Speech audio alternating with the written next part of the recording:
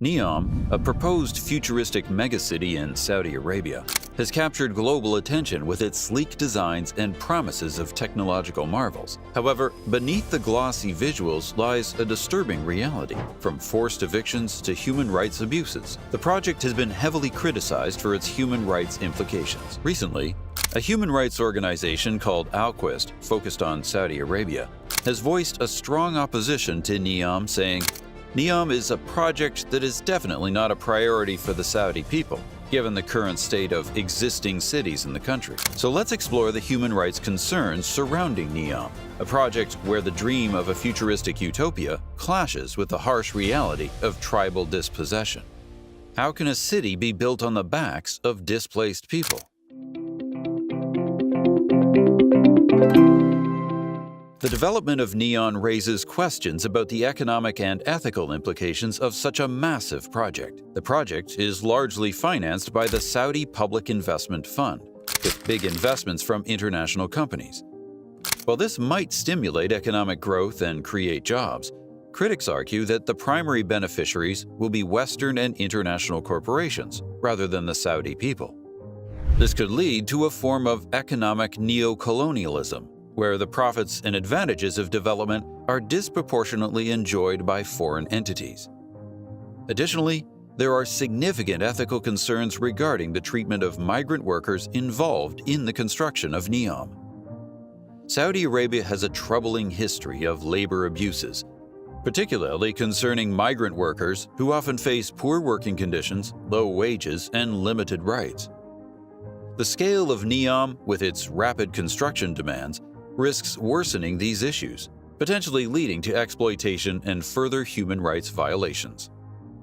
At the same time, Saudi cities face numerous challenges, including inadequate infrastructure, economic inequality, and social issues. Investing vast resources into Neom, rather than addressing these existing urban issues, is seen by many as a misallocation of priorities. Lina Al-Hathlul, head of monitoring and advocacy at Al-Quest, highlights the government issues surrounding Neom, pointing out that it is driven by a centralized one-man rule policy under Crown Prince Mohammed bin Salman. This form of governance, she contends, does not adhere to international standards and lacks transparency. The decision-making process seems unclear, with little to no public consultation or input from the broader Saudi population. This top-down approach worsens concerns about accountability and the genuine benefits of the project for ordinary Saudis. According to Lina, in sum, it is built on the blood of Saudis and migrant workers for the benefit of Western and international companies. One of the most significant points of contention regarding Neom is its impact on the Huaytat tribe, who has lived in the area for generations. The Neom project includes several futuristic initiatives which span an area of approximately 10,200 square miles in the northwest of Saudi Arabia, traditionally inhabited by the Huaytat tribe. The development of Neom requires the relocation of approximately 20,000 members of this tribe.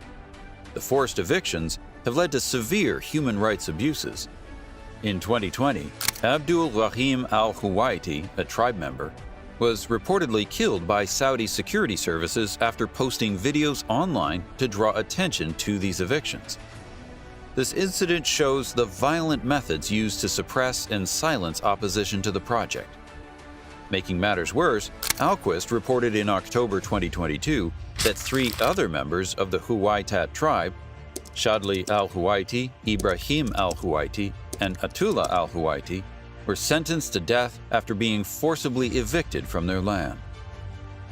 These severe punishments have drawn international condemnation and highlighted the harsh tactics used by the Saudi authorities to suppress resistance and push forward the Neom project.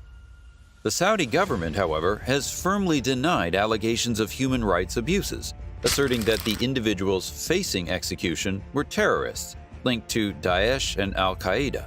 This defense was put forward in response to claims by organizations like Al-Quest. Saudi authorities have portrayed the actions against the Huwaitat tribe members as part of a broader counter-terrorism effort.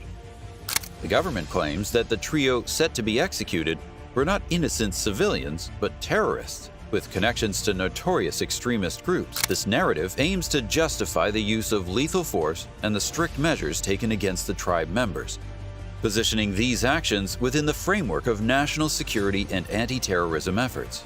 The international spotlight on Neom's human rights situation was intensified by a recent BBC interview with former Saudi intelligence officer Colonel Rabi Al-Anazi. Al-Anazi revealed that lethal force has been authorized to remove those resisting relocation to make way for the Line megacity, a central component of the Neom project. This statement corroborates earlier claims by human rights groups about the violent methods employed to clear the land for development. Al-Anazi's interview brought further credibility to the allegations of human rights abuses, as it came from an insider familiar with the state's security operations. His admission that lethal force was sanctioned adds a troubling dimension to the Saudi government's narrative, suggesting that the measures taken against the Huaytat tribe were not merely about countering terrorism, but were also about forcibly displacing locals to facilitate the ambitious Neom project. The Al-Quist head of monitoring, Lina Al-Hathlul, has been vocal about the ethical responsibilities of architecture firms involved in Neom. She has stated that these firms can no longer ignore the fact that their work is being carried out on land where local inhabitants have been killed, arrested, sentenced to death, or forcibly displaced. Her message shows a moral imperative for these companies to reassess their participation in the project. Al-Hathlul's stance is that the development of Neom, despite its grand vision and potential for innovation, cannot be considered sustainable or ethical if it proceeds against the will of the local people and without transparent decision-making processes. The message to architecture studios working in Neom is that, despite the huge PR machine surrounding the project, it's not sustainable if developed against the will of the local people and without any checks, balances, or transparent decision-making processes, said Al-Hathlul. She calls on architecture firms to reflect upon their legal and moral responsibilities under the United Nations Guiding Principles on Business and Human Rights. These principles require businesses to respect human rights, avoid causing or contributing to adverse human rights impacts, and address such impacts when they occur. Amnesty International has also weighed in, urging architecture firms not to ignore the human rights abuses associated with Neom. Architecture firms should urgently reflect upon their legal and moral responsibilities under the United Nations Guiding Principles on Business and Human Rights and relevant company commitments, and indeed reassess their involvement on the project entirely unless the adverse human rights impact can be addressed, human rights group Amnesty International urged. This call to action aims to hold companies accountable for their involvement in projects that may contribute to human rights violations. Amnesty International UK's Economic Affairs Programme Director, Peter Frankenthal, has been particularly vocal about the obligations of architecture firms participating in Neom. There's no excuse for companies to go into Neom with their eyes closed, with a complete lack of transparency and a hear no evil, see no evil approach. Companies need to act more responsibly. Obviously, they will act with some regard to their business interests, but there are ways forward if they have the will to see these issues addressed, he stated. Colonel Rabi Al-Anazi has taken an even stronger stance, urging companies involved in Neom to withdraw immediately to avoid being implicated in human rights abuses. I assume that all businesses consider the values of human rights. In Saudi Arabia, there are blatant violations of human rights and systematic oppression of civilians. I would like to remind architects that housing is an inalienable human right and that it is not rational to demolish entire towns and force their inhabitants to flee in the name of a wild, impractical plan, he added. Following extensive reporting by the BBC and dezeen, none of the 23 architecture studios involved in Neom issued statements addressing the allegations. Most of the firms did not reply at all, while several cited client confidentiality or indicated they were not authorized to comment due to non-disclosure agreements, NDAs. This lack of response is troubling, given the gravity of the allegations and the role these firms play in the development of Neom. The project, owned by the Saudi Sovereign Wealth Fund, confirmed that all participating architecture studios had signed NDAs. These agreements prevent the firms from discussing commercially sensitive or proprietary details about the project. Alquist and Amnesty International emphasize that architecture firms working on Neom have big leverage due to their direct involvement and communication lines with Saudi authorities. Lena Al-Hathlul of Alquist states that these firms should use their influence to ask about the human rights abuses linked to the project, advocate for the release of those unjustly detained, and be ready to stop their involvement if their calls for justice are ignored. They should not accept to work on the project in exchange for their silence on horrific human rights abuses that go as far as condemning Saudi people to death for criticizing the project, she added. Architectural firms face potential reputational damage from their association with Neom, especially given the high-profile nature of the project and the widespread allegations of human rights violations.